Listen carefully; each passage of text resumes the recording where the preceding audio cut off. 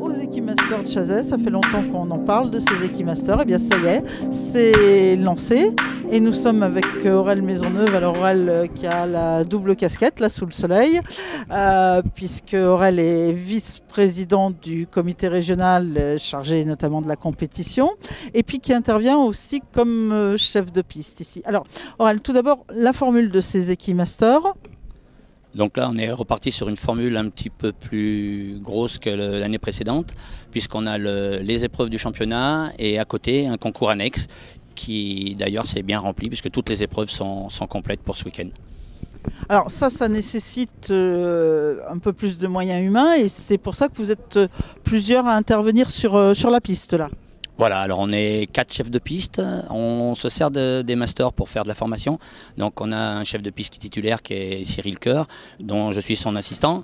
Et on a 2 chefs de piste qui viennent nous donner la main, qui sont un petit peu plus en formation. Et on a même un 5e chef de piste qui est arrivé aujourd'hui pour pouvoir se répartir le travail, puisqu'on va avoir 2 pistes à partir de demain matin.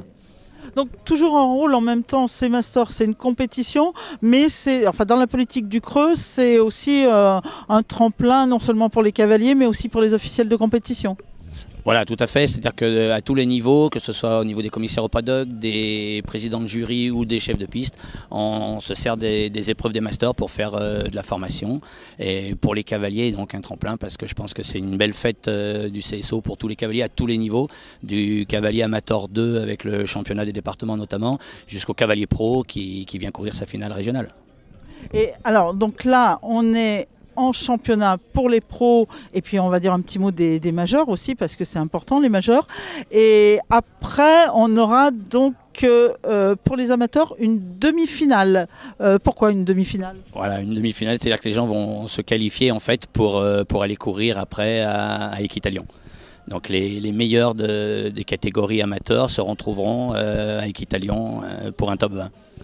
Et donc nos majors qui ont une finale ici, alors les majors, on va rappeler que c'est la catégorie des plus de 40 ans, et donc c'est quelque chose qui s'est considérablement développé. D'ailleurs, ils sont beaucoup plus nombreux cette année.